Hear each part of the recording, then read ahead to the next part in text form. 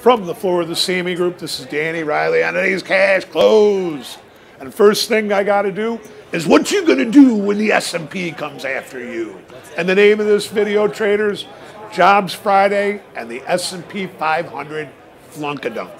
The high of the day in the S&P came in at 2.094 even early. The low came in at 2.066 even late or just now. And last, we're 2.09670. We're down in the dumpers. We're down 30 handles. Total volume is size, or better than what we've seen recently. 1.9 million minis trade plus, and 10,000 big S&Ps trade in the pit. The MIM had this one dead to right. It started out showing size for sale. It gradually got down to sell 742 million, and the actual MOC came out sell 1.7 billion. Wow. Now, on Monday, there's no next week's economic schedule is much lighter than this week. We only have 15 economic releases. We only have 10 T-bill or T-bond auctions or announcements, and only one Federal Reserve Bank president speaking. On Monday, we have no scheduled economic reports, and we have Cleveland Bank Federal Reserve Bank President Loretta Mester speaking to the NABE conference in Washington, whatever that is. Now, look at MrTopStep called this right. In the opening print, we called for a countertrend Friday type trade that if we saw a higher number in the jobs report, we wanted to sell the S&P. But you know what? The S&P didn't give you much an opportunity to sell it higher. As after the number, the S&P took a big Flunk-A-Dunk.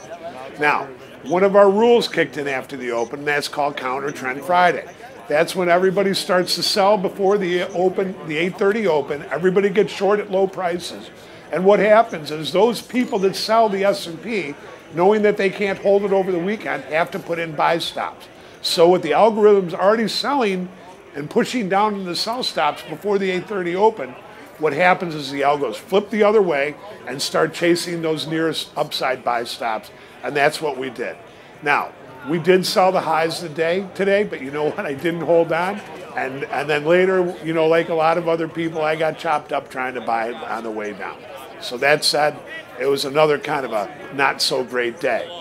Ended up money, but not a good day at all. That said, look, I think what's going on here is we're getting into a little tailwind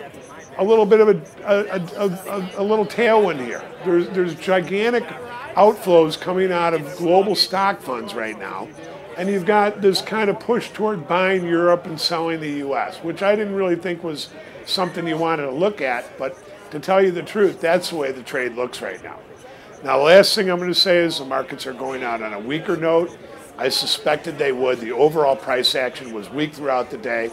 The volume was big on the way down, and almost every 4 to 5 handle rally was failing.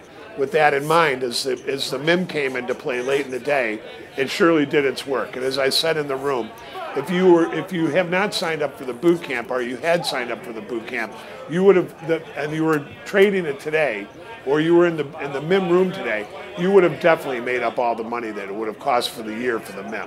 Because you know what? The S&P tanked as soon as these imbalances started showing up. And yes, they rallied late in the day, but you know what? That's just a function of everybody being too short into the close. Anyways, we're going to leave it like that, everybody. I hope to see you guys on Monday in the boot camp. It was an interesting week, and we're leaving it like that.